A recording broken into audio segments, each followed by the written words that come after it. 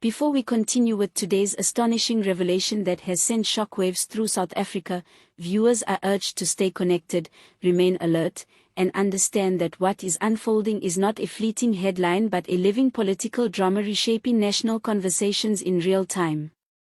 This is not simply breaking news, it is a moment that challenges long-held beliefs about leadership, accountability, and the true workings of power. What was expected to be a routine television interview, calm and predictable in tone, instead transformed into one of the most dramatic live broadcasts in recent memory, leaving an entire nation stunned. South Africans tuned in anticipating a standard exchange of facts, figures, and policy explanations related to crime and policing, with no indication that emotions would spill over or that hidden truths would be exposed. Yet, in a matter of moments, that expectation collapsed entirely. As the interview progressed, Police General Mkhwanazi, long known for his uncompromising stance and fearless leadership style, delivered a disclosure so blunt and unexpected that it froze the studio in silence. The interviewer was left mid-sentence, the production crew visibly disoriented, and viewers across the country stared at their screens in disbelief.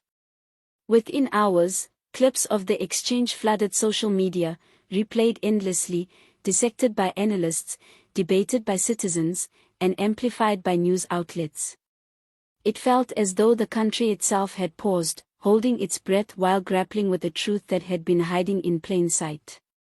For the first time, a senior figure within government appeared willing to publicly challenge the authority of President Cyril Ramaphosa, suggesting that there were critical facts the public had never been told, facts with the power to influence policing, justice, and possibly the nation's future. Almost immediately, questions erupted across the public sphere. What exactly was the general referring to, and why had he chosen such a public platform to reveal it without warning either the authorities or the public beforehand? More significantly, what implications would his words have for the president, the ANC, and South Africa's already fragile political landscape? Until that moment, the broadcast had followed a familiar script. Mkhwanazi was asked about crime statistics, ongoing investigations, and general policing strategy, nothing that hinted at an impending rupture. Then came the question that altered everything, when the host asked whether there was information South Africans deserved to know but had been kept from them. The studio lights seemed harsher as the general paused, eyes lowered briefly in contemplation before lifting his gaze directly to the camera. The silence was heavy, charged with anticipation, and when he spoke, there was no hesitation and no attempt to soften his words. He stated plainly that citizens would be shocked to learn how many critical decisions affecting policing and investigations were being made at the highest political levels. Though he avoided naming individuals, the implication was unmistakable.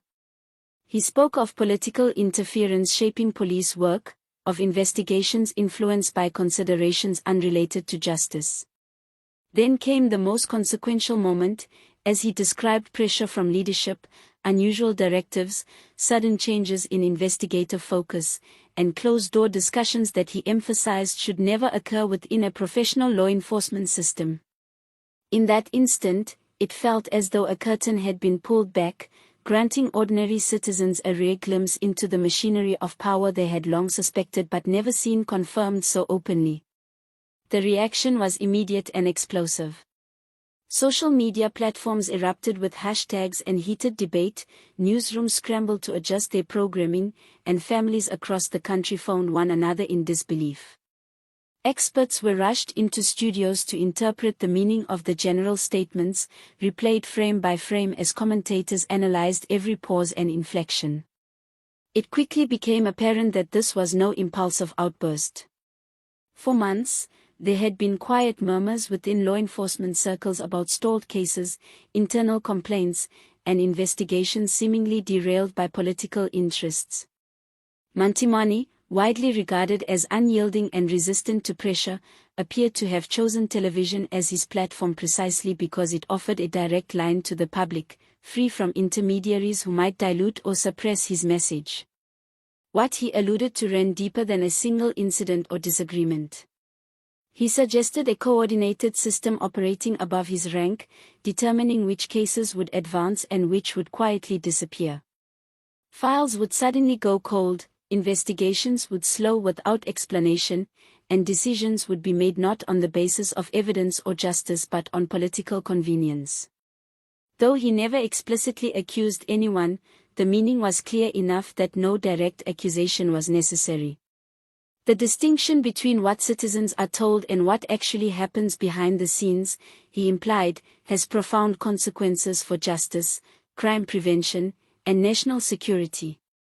The impact of his words rippled instantly through society, creating a sense of collective shock and urgency. Phones buzzed non-stop as rumors, anger, and demands for accountability flooded digital spaces. News organizations devoted wall-to-wall coverage to the unfolding saga, while public opinion fractured along familiar lines. Many hailed Mkhwanazi as a hero, a patriot finally willing to confront entrenched power. Others questioned his motives, speculating whether he might be aligned with rival factions within the ANC or pursuing his own agenda. Regardless of interpretation, one reality was undeniable: his words had shaken the country to its core. Protests and demonstrations soon followed in major cities, fueled by frustration and a deepening demand for transparency. Thousands gathered to call for answers, reigniting long-standing grievances and suspicions. Within the ANC itself, the atmosphere was markedly tense. Reports surfaced of emergency meetings among senior party figures, grappling with how to manage the backlash without appearing guilty or defensive. Opinions reportedly diverged sharply, with some arguing that the general needed to be disciplined swiftly to reassert authority, while others warned that such action would only deepen suspicions and suggest complicity. President Ramaphosa's silence, unusual for a leader known for measured responses, only intensified speculation. Opposition parties quickly seized the moment, demanding formal investigations and greater transparency, asserting that the general's remarks validated long-standing concerns about political influence over the police. As days passed, the political temperature continued to rise. The significance of the moment seemed to lie not only in what Mkhwanazi said but in the questions his words forced into the open. What information has been withheld from the public, how deeply politics has penetrated law enforcement, and who ultimately benefits from secrecy became central themes of national debate. The uncertainty was palpable. Would the general be forced to clarify or retract his statements? Would the president eventually address the issue? Would Parliament summon Mkhwanazi to testify? And perhaps most critically, would this episode expose or deepen divisions within the ANC itself? The story refused to fade. Television programs, radio talk shows, and online platforms replayed the interview repeatedly, scrutinizing every detail. Legal experts weighed in, some warning that the general could face disciplinary or legal consequences, while others argued that whistleblowers speaking on matters of national integrity deserve protection. Official police statements attempted to downplay the political implications, framing the incident as misinterpreted or exaggerated. Yet whispers from within suggested that Mkhwanazi's stand might encourage others to come forward, potentially unleashing a wave of disclosures. Across South African communities, a mix of apprehension and resolve took hold. For many citizens, this moment felt unprecedented, a rare instance in which someone inside the system voiced the very doubts ordinary people had harbored for years. Whether Mkhwanazi's revelations would spark meaningful reform or become another chapter silenced by political pressure remained uncertain. What was clear, however, was that the country was under intense scrutiny, both from its own citizens and the wider world. South Africans were no longer willing to accept silence or evasions. With each passing hour bringing new developments and reactions, the narrative grew into one of the most significant political shocks in recent history, underscoring a simple truth: the demand for accountability, transparency, and justice had reached a breaking point, and the nation refused to look away.